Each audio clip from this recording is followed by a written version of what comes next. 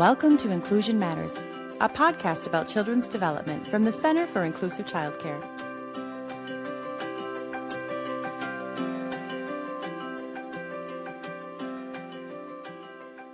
Welcome to Inclusion Matters, the podcast from the Center for Inclusive Childcare. I'm Priscilla Weigel, the Executive Director, and I'm back again today with one of our recurring guests, Sarah Hawley, who is a public health nurse who supports early childhood educators, helping them create safe and quality spaces for the children and the families they care for. And so, Sarah, today we're going to talk about something that's timely. Right now in Minnesota, we're just getting into spring. It's the time when the outside time for kids increases in childcare. Hallelujah. And so we're going to talk about creating safe play areas in childcare. And welcome, Sarah. Glad to have you. Thank you for having me back. I'm always happy to be here. And this is a very timely topic. It's been coming up a lot lately. I think our Minnesota winters go a little bit longer than everyone else's. And then all of a sudden, April's like still snow. And then we get into May and everyone's thinking playground and outside time all of a sudden. Right. Whereas I think other parts of the country, even in the Midwest are, way into it, months, 6 weeks earlier than we are. We're late. We are late. And it's so interesting. And I was just with a 4-year-old the other day, and she was telling me about how she skinned her knee. And I said, oh yeah, it's that time of year for skinned knees because snow pants and snow gear, and now you're out on bare pavement. And also there's just those hazards that can come up. So when you're thinking about creating and helping providers and educators create that safe play space, what are some things that you focus on as a public health nurse? Great question. So the things that we kind of focus on 3 main areas, making sure the overall environment is safe, of course, that's the first thing. Making sure there's active supervision, and we should probably talk about that. There's, kind of 5 components under that we should discuss a little bit. And then thirdly, maintaining maximum child to staff ratios, both indoor and outdoor is important. So we kind of focus on those 3 areas, especially initially looking like right now, this time of year at the whole overall environment to make sure it's safe. Right. And I remember when I was teaching, our playground had a lot of grassy areas, but it also had big sandboxes. And so, there was this period of time that before anybody went out there, it was sweeping all the sand and making sure that it was where it was supposed to be. Because slipping on sand when you're a little kid running can really give you a really bad sprain. Yes, absolutely. Speaking of skinned knees, that would do it right there. Yeah. So that's one of the things that we always talk about too, the importance of making sure, each day in the morning before children get to the play space, whether it's your indoor or your outdoor play area, checking for hazards, and then correcting and removing those things. So correcting, like you said, sweeping up the sand, or, even if it's wood chips on a playground, if those kind of get barren down low, kind of raking those up or sweeping those up to get them to their proper fill. And then if you see like broken toys and stuff like that, looking at all those items, but every morning that should be done. Yeah. And so do you recommend having like one staff person responsible for that just to create consistency, or how do you help people set up a process for that? Yeah, I think if possible, having one designated staff person is great just for the consistency of, what they see from a day-to-day basis, that they get familiar with it. There's a lot of things to look for. I mentioned like the broken or missing parts. Right. Just like protrusion of nuts and bolts on like playground systems, especially over the winter. All of a sudden in the spring, those can get loose or kind of pop out. Rust or chipping paint, peeling paint, sharp edges, anything that could cause like a splinter too. Just general wear or deterioration, but having the same staff person look from day to day, then they'll kind of know the pattern. So if possible, that is great. If not, then, it can be a different staff person, but I think the consistency would be helpful. Right.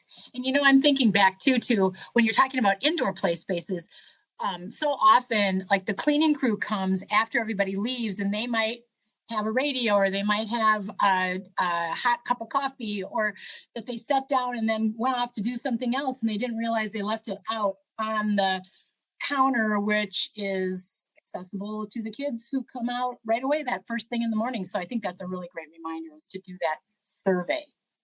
Yes. And that's like with vacuuming at the end of the day too, if a cleaning crew comes in and maybe the center has those outlet covers for protection, All but right. they pull them out to plug the vacuum in and they don't get back into the wall. So that's another thing to look at, to make sure that those are all intact. Sure. And even on outdoor playgrounds, many programs have their own, like if it's a private childcare center or something, but some programs use a public space, Right. maybe their center or their family childcare home is located adjacent to a park or nearby a park. And so they use that. So you don't think of, things changing from day to day, but it is really important just because you don't know what happened overnight. Maybe it's used by the public community, like I mentioned. So every day, that's why that's important. And especially if it is a public playground, you're kind of changing mindsets a little bit and looking for more like things like litter. Is there food left over, cigarette butts, glass, broken containers, leftover drinks. I mean, that happens. Animal excrement could be there, perhaps, any standing water, things like that should be looked at. Yeah.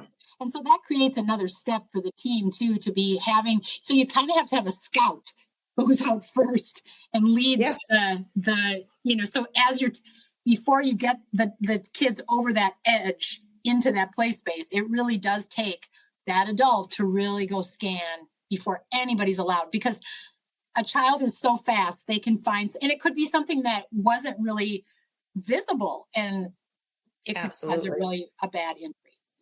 Yeah. And you really kind of have to plan for that if it's a public play space. If it's at the center, you can go out to the playground and look at the area, perhaps when you arrive in the morning. But if it's a public play space, you do have to plan for that scout, that person to take a look. Yeah.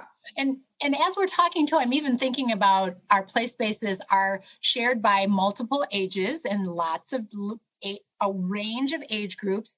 And so being aware of maybe the last group to play was the preschool classroom, but they had some things out that maybe the toddlers shouldn't have out too. So taking that into consideration.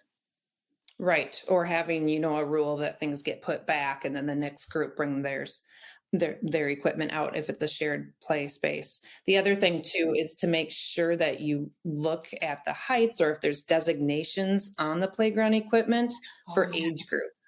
Right. If it's a public park and they have, monkey bars that are for older, like school age kids, you obviously certainly don't want your toddlers on there. So that's important. All the equipment should have a tag on it of what age group it's listed for. Oh, that's a good reminder too of what to watch for, what to be looking for. There's a lot to take into consideration as you think of, oh, yay, we get to go outside. But that's just a whole nother layer of safety that we're adding. It is. It's a lot. Yep. A lot going on there. And you mentioned earlier that active supervision piece and those components that are so essential for creating that. And and also you talked about the staff-child ratios and the maximum. I think sometimes we can be lulled into thinking that, oh, we're in these great open spaces. There's so much for the kids to do. I can just sit on this bench over here and relax. Right. That doesn't work. That does not work. Yeah. And actually, let me just mention one other thing that just came to mind that I feel is pretty important before we jump over to the active supervision, which is super important as well.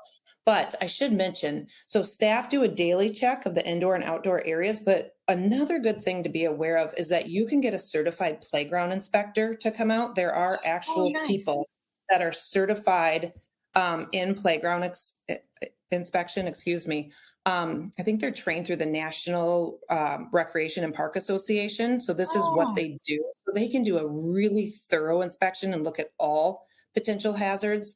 So, obviously it's a cost, but, it's something to look into and maybe do that at the beginning of each spring.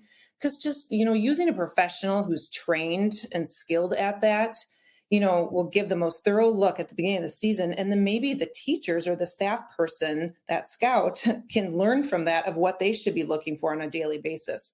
But that's one other thing that, may be wise to do maybe in April or May at the beginning of every season, just once a year. And then the staff will do the daily check. That's a fantastic recommendation because that, as you said, that keen eye on just what you're noting, like the bolts that might be loose or things that you're not looking for as an educator, because you're focused on, okay, is that too high for this kid, or should these kids be playing over here, or where's the sand? But I like that. I'm glad you brought that up. So yeah, they can give a really detailed look. Sure. Yeah. Yeah. Wonderful. And of course, as you mentioned, there's probably a cost, but there may be some ways to get a grant, or, as part of your playground prep. Who knows? There's always opportunities for supports available, and you can always reach out, I'm sure, to childcare licensing. Maybe would have some more information about how those things work, or what would someone go?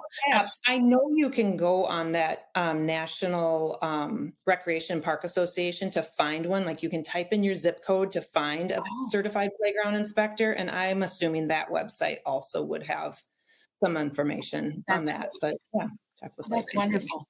Yeah. So, yeah, didn't mean to interrupt there, but no, that's very good and helpful. And as we go into supervision, I know you mentioned there's 5 things to really look for, and why don't we run through those and highlight some of the really important pieces related to them. Okay.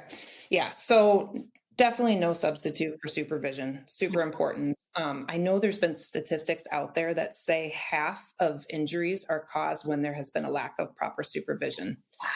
Wow. So yeah, setting up the environment is obviously super important, but there's no substitute for supervision. It's just key. But the 5 strategies to good active supervision, scanning and counting, we've got setting up the environment, but then scanning and counting, listening, anticipating children's behavior, and then engaging and redirecting. Mm-hmm. Yeah. So that first one, I said setting up the environment, but it's to position staff. Oh, so you've got position staff, scan and count, listen, anticipate the children's behavior, and then engage and redirect. So the first thing with positioning staff is just to make sure there's no blind spots, that they can see the children at all times. You got to make sure there's clear paths for them to see the children, that they can access the children quickly. If there's an accident or something, just that they can get to them when necessary. Maybe plan to stay close to children that you anticipate needing some additional support. Mm-hmm. And then with positioning staff, I would keep in mind any blind spots that are just there, like, the crawl spaces, tunnels on playgrounds, those big kind of tubes. Right. Those yellow tubes. So those have to be supervised, that you've got to be able to see the kids. So just positioning the staff that they're kind of spread out, all covering an area, would be the first thing. Mm-hmm. Very important. Second thing is, I mentioned scanning and counting. So just continually scanning the environment, regularly count the children. I think it's a good idea to, while you're counting, do the name to the face count. Yes. We've talked about this before, that when transitioning, you count the children, when going from indoors and outdoors, but, when you're outdoors too, I would say continue to just scan them and count them. I think it's, good staff should be able to hopefully, know where the children are, know how many they have in their presence at all times during transition and when they're on the playground, know how many they're responsible for at any given time. And then step 3 is just to listen. So listen for the sounds, listen for the absence of sounds. It's never a good thing when things get really quiet, maybe in some times, but that can just, too much silence might indicate or identify some sort of harm or potential harm going on. So yes. Listen, and then just to anticipate children's behaviors. Mm-hmm. Staff, childcare staff are really gifted at knowing the children. They spend a lot of time with them. Mm-hmm. Many of these kids are in childcare during the day longer than they're at home. So staff know these kids. So just know their interests and be able to predict what they're going to do, when they might wander, when they might get upset, or even just when they think they might take that risk. So it can just help. Knowing the child will help to anticipate their behavior. And then I think staff, who can anticipate that, are just better able to keep them safe, protect them. Great. Step 5, engage and redirect. Yeah. So, active supervision skills to know, just to know when to offer the children extra support. So probably wait until, they're unable to solve the problem on their own and then get involved. And I'm sure many kids are going to need different levels of assistance or redirection. just depending on the child or even the situation, but being able to do that as well under active supervision is really important. Definitely. And the thing that I'm noticing as you're going through this list, it's not a list where you do 1, then you move on to 2, then you move on to 3. No, it's constant, all 5, constant, all 5. And you think about that tracking and scanning and counting heads. And I know that there's been kind of a increase in some challenges for sites that have had issues with kids getting out of the building, or just because of the crisis with staffing. We know that a lot of educators are short-staffed and short-handed. It's hard to cover everything, but active supervision is probably the primary. When you think about, okay, what could we forego today? Well, maybe we'll forego having 6 art projects, but man, we need people involved watching kids constantly, and especially on the playground or in a large motor space or any of those, because as you said, the children in your care, you can anticipate. I'm just thinking about, outside, maybe having trikes. Well, that same path that the kids are riding the trikes around, kids are walking across. And so really being aware of having that adult there to keep an eye on things, helping kids be more aware of looking around their surroundings too for their own safety. That's something that we all have to do. Yeah, no, that's a really good point. It's a big responsibility and a lot, like you said, a lot going on to manage it. Yeah.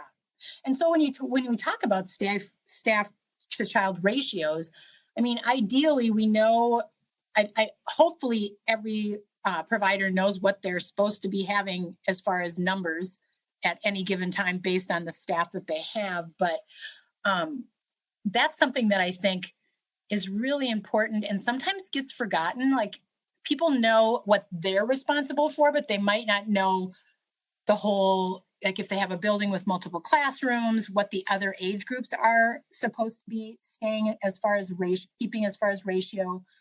Just educating the whole team on that is helpful, I think.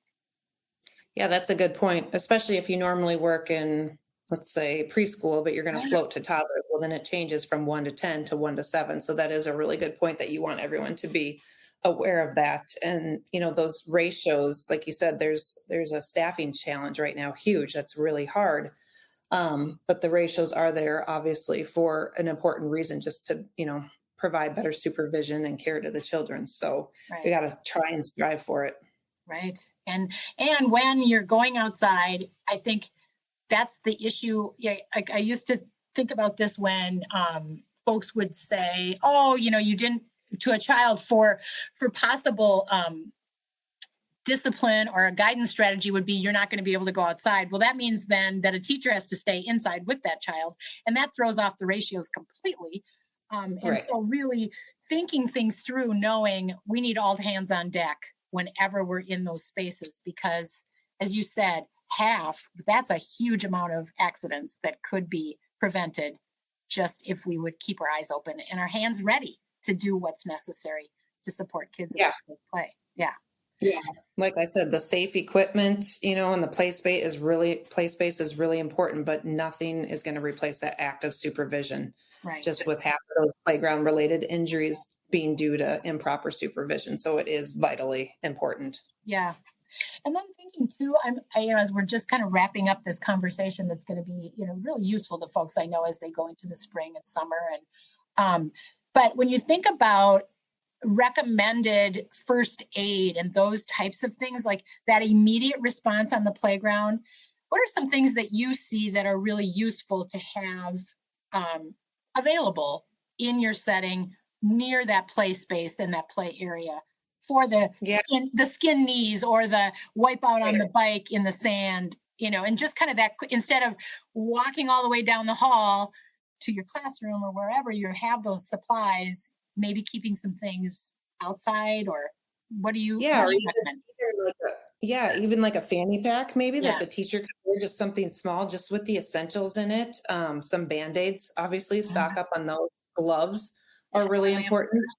You might have to take the child in to wash the area with soap and water. Sometimes programs do have a little bottle of like soapy water in their first aid kit. That's one way. But if, you you do need to clean it and stuff, but I would say just those essentials like Kleenex and glove, some gauze, if you need to apply pressure to stop breathing, or excuse me, stop bleeding.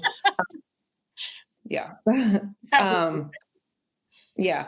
But yeah, you need a full first aid kit on site, but you probably don't need to lug everything out there. But, like the gloves and the Band-Aids and the gauze would be primarily probably what you're going to need outside. And then you might have to send someone in if it needs something more than that. And of course, we always want to make sure everything's washed out with soap and water. Good first aid, like little pocket manual too, is important. Yeah. Just a quick reference of instructions. Yeah. And I'm thinking if you are doing a walking field trip to a park, that backpack should be well stocked with the items that are necessary for that. Just as you are bringing snacks and water, all of these things are essential for safety and a successful playtime.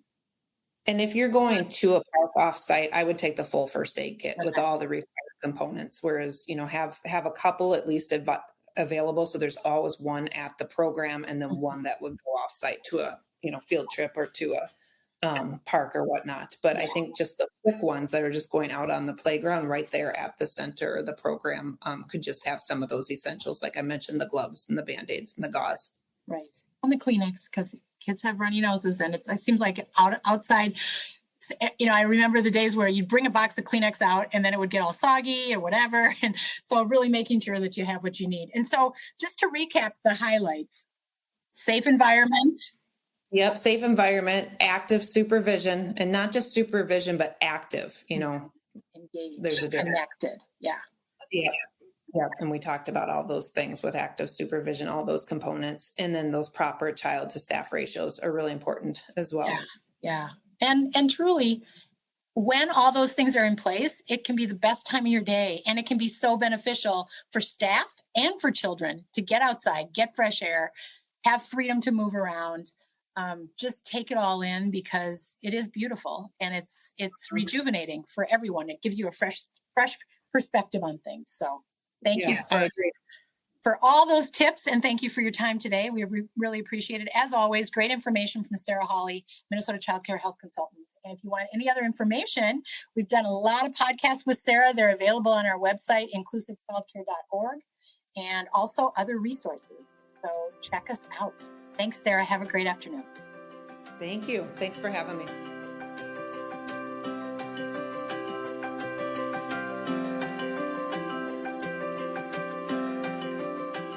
Thanks for listening.